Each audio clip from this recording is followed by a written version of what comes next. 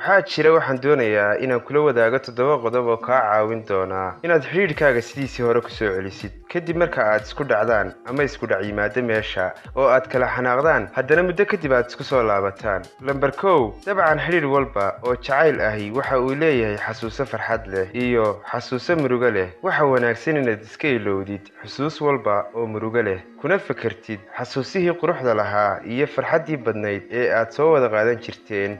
Lambar 2 marka aad la hadlayso ha kala hadlin hana soo xasuusin wixii dhacay ama sababay inaad isku dhacdaan. Iskana ilaali inaad eedeysid hana ku soo celcelinin wixii hore u dhacay. Lambar 3 hadalku waa aasaaska xiriir walba oo ka dhaxeeya lamaane. Hadalkaaga iyo qaabka aad u hadlaysid ayaa xoojin kara xiriirkiina ama burburin kara jacaylkiina. Sidaa darteed hadalkaagu ha noqdo mid soo jiidasho leh. Hana ula hadlin iska hadal waayo xiriir burburay ayaad rabtaa inaad dib soo celisid. Lambar 4 ha iska dhaadhicinin ama ha ku fakerin inaad hagaajin doonto xiriirkiinii hore.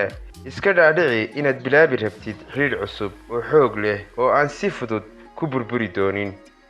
Lambar 5 waa inaad iska dhigtaa qof cusub xiriirkiinana aad u yeeshaa weji cusub iyo dhaqan cusub. Marka isku soo laabateen kadib isku day inay wax walba u muuqdaan wax cusub sida dhaqankaagii hore, hadalkaaga, kaftankaaga, xataa qaab labiskaaga waa inaad wax ka beddeshaa. Lambar 6 dareensii jacaylkaagu inuu kugu kalsoonaan karo si walba oo aad isku dhacdaan ama aad isku khilaaftaan. Una muuji mar walba oo uu garabkaaga baahdo inaad garabkiisa taagan tahay. Lambar 7 noqo qof karti leh oo aad adag noqon qof daciif ah oo aan xaqiisa dhacsan karaynin. Kala hadal jacaylkaaga waxyaabaha ku dhibaya si aysan u soo noqnoqon khilaafyada idin dhexeeya labadiina. Waa hubaal haddii aad qodobadan aan soo sheegay aad ku dhaqantid in xiriirkaagu ku soo laaban doono sidii hore si ka wanaagsan. I hope inaad ka heli doontaan. Waa intaa muuqaalkeenu. Fadlan haddii aad nagu cusub tahay subscribe noo saar. Fadlan muuqaalka like saar waayo waxay noo tahay dhiirigelin. Tan iyo muuqaalkeena xiga waxaad ku dhaafay nabadgelyo fi amaanillah.